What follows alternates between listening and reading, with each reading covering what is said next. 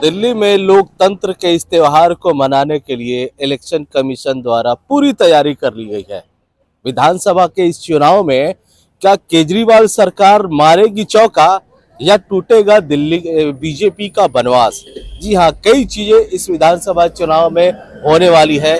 तैयारी हम दिखा दें, इलेक्शन कमीशन इस त्योहार को जो मनाने जा रही है, ये पिंक बूथ है, मॉडल बूथ है, जिसको इलेक्शन कमीशन द्वारा हर विधानसभा चुनाव में बनाया गया है। देखिए, यहाँ पे सुरक्षा के इंतजाम सुबह से ही है। दिल्ली पुलिस के जवान यहाँ पे मौजूद है लोगों की सुरक्षा के लिए। साथ ही देखिए, वॉलंटियर लगाया गया है इलेक्शन कमीशन की तरफ से। यहाँ पे व्हील चेयर्स लगाया गया है ताकि कोई अगर आता है जो चलने में समर्थ नहीं है, उसको किस तरह से मदद दी जाए। और ये सुबह से ही ये लोग लगे हैं। और इस बात यह है कि आज 7 बजे से वोटिंग शुरू हो गई है, यानी सुबह से ही लोगों का आना जाना शुरू हो गया है। जनता जो है सुबह से ही वोटिंग देना शुरू कर दी है। और त्योहार के इस शुरुआत के दौर में भी देखिए, जो सीनियर सिटीजन्स हैं वो लोग लगातार आ रहे हैं। इनसे यहाँ पर जो सिक्योरिटी इंतजामात होते हैं उनसे एक बार वेरीफाई किया जा रहा है। और बेहद फ्रेंडली तरीके से इस बूथ की बात करें तो इस बूथ के अंदर लोगों के बैठने का इंतजाम है, पीने के पानी का इंतजाम है, मेडिकल सुविधाएं हैं। और हर तरह से इलेक्शन कमीशन द्वारा इस त्योहार को सफल बनाने के लिए पूरी योजना बनाई गई है। और अब देखिए, लोग यहाँ से वोट दे के भी आ रहे हैं। सर, आपने वोट दे दिया जी? Please show me your finger sir. Finger दिखाइए अपना सर। देखिए, लोकतंत्र के इस त्योहार को मना के आ रहे हैं लोग, और सुबह सुबह का टाइम है। और त्योहार मनाने के बाद मैम, अब किस तरह की फीलिंग है, किस बात को लेकर के जब आप लोग वोट देने गए? दिल्ली को कालनेमी केजरीवाल से मुक्त करवाना है। आज तक ऐसा ना आदमी पैदा हुआ है ना कभी पैदा होगा। इसने इस दिल्ली का कचरा कूड़ा कर दिया है।